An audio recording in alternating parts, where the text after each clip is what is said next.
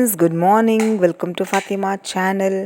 காற்றுல ஏச்சி வந்த உடனே ஃப்ரிட்ஜ் ஓப்பன் பண்ணி பார்த்தா ஃப்ரிட்ஜில் வந்து எடுத்த இடத்துல எல்லாமே சரியாக வைக்காமல் ஃப்ரிட்ஜு ஃபுல்லாகவே கலீஜாக இருக்குது. ஃப்ரிட்ஜை வந்து ஃபுல்லாக க்ளீன் பண்ணோம்.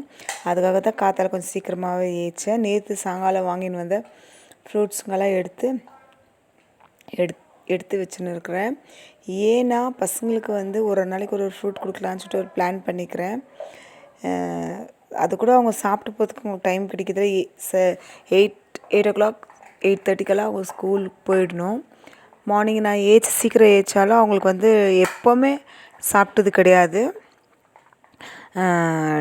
இந்த ப்ரெட்டு ஜாம் அந்த மாதிரிலாம் காத்தாலையில் சாப்பிட்டுட்டு போக மாட்டாங்க. அதனால் ஒரு நாளைக்கு ஒரு ஃப்ரூட் கொடுக்கலாமேன்னு சொல்லிவிட்டு காத்தால ஏச்ச உடனே ஏதாச்சும் ஒரு ஃப்ரூட்ஸ் மிக்சியில் போட்டு அடிச்சுட்டு கொஞ்சம் பால் ஆட் பண்ணி நான் வந்து பசங்களுக்கு மார்னிங்கில் கொடுத்துட்றேன். கிவி பழம் கூட வாங்கின்னு வந்துக்கிறேன். இது கிவி பழம் வந்து ஜூஸ் போட்டால் ரொம்ப புளிப்பாகிடும். அதனால் வந்து கிவி பழம் ஜூஸ்லாம் கொடுக்க மாட்டேன், கட் பண்ணி தான் கொடுக்குவேன். ஃப்ரிட்ஜு வந்து ஓரளவுக்கு காத்தாலேயே க்ளீன் பண்ணிட்டேன். எடுத்து டைம் அதில் அவ்வளோவா வேஸ்ட் பண்ணல. டக்குன்னு எதாவது வேணும் எதாவது வானான்னு டீப் க்ளீன் பண்ணுறதுக்கு போல் எது வேணுமோ எடுத்துக்கின்னு ரொம்ப பழுசாக வெஜிடபிள்ஸ் ஏதாச்சும் ஆகிடுச்சா எல்லாம் எடுத்து விசிறடிச்சிட்டேன். இது வந்து கேரட்டை வந்து மிக்சியில் நைஸாக அடிச்சுட்டு கொஞ்சமாக நாட்டு சக்கரை போட்டு கொதிக்க வச்சு எங்கள் பொண்ணு தான் குடிக்குவாங்க, பையன் கிடையாது. ஏன்னா அவருக்கு இன்னும் காலேஜ் ஸ்டார்ட் ஆகலை. அதனால் பொண்ணுக்கு மட்டும் கொதிக்க வச்சு ஆற வச்சு இதை குடிச்சிட்டு போயிடுவாங்க. இப்போ அவங்களுக்கு மத்தியானத்துக்கு சமைக்கணும்.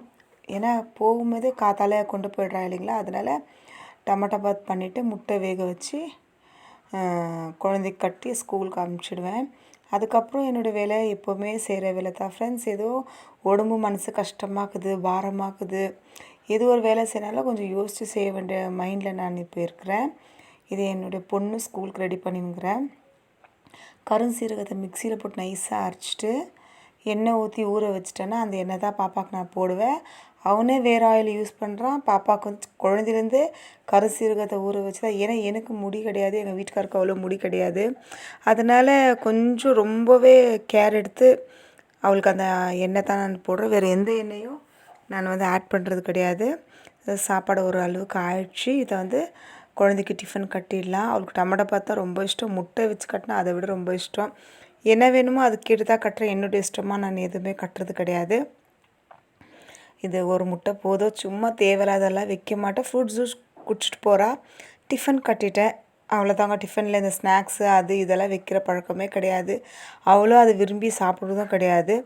ஈவினிங் வந்த பிறகு ஏதாச்சும் சாப்பிடுவாங்க. அப்படி இல்லைனா கூட ரொம்ப சாப்பிட மாட்டான். எங்கள் பொண்ணுக்கு எது பிடிச்சிக்குதோ அது கேட்குவா, இல்லை முடிஞ்சவளுக்கு செஞ்சு சாப்பிடுவா. அவளுக்கு அது ரொம்ப இஷ்டம். கண்டிப்பாக ஒரு வீடியோ கூட நான் அப்லோட் பண்ணியிருக்கிறேன். எங்கள் பொண்ணு பண்ணிக்கிற ஃபுட்டுங்கெல்லாம்.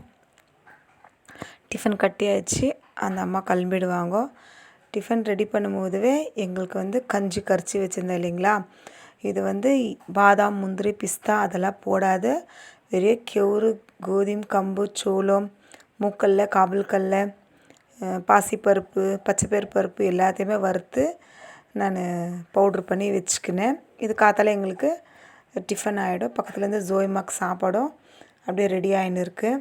ஏன்னா அவங்களுக்கும் கரெக்டாக இப்போ அவங்களும் கீழே அவங்க கூடவே தான் இறங்கி வருவாங்க. இப்போ அவங்களுக்கும் சாப்பாடு வைக்கணும். அதனால் சாப்பாடு மட்டும் கொஞ்சம் மஞ்சத்தூள் பொடி வேக வச்சு முட்டை மிக்ஸ் பண்ணி கொடுத்துட்டேன். பசங்கள்லாம் ஸ்கூலுக்கு கிளம்பிட்ட பிறகு தான் நான் காஃபியே குடிக்குவேன். ஏன்னா தைராய்டு மாத்திரை போட்ட உடனே ஒரு 1 ஹவருக்கு 1.5 ஹவருக்கு வந்து எது காஃபி டீ எல்லாம் எதுவுமே எடுத்துக்கக்கூடாது. அதனால் நான் எங்கள் வீட்டுக்காரும் ஸ்கூலில் விட்டு வந்துட்டு பிறகு தான் கொஞ்சம் நேரம் உட்காந்து பேசிக்கின்னு காஃபி குடிச்சிட்டு அவரும் ஆஃபீஸ் கிளம்பிடுவார். இது வந்து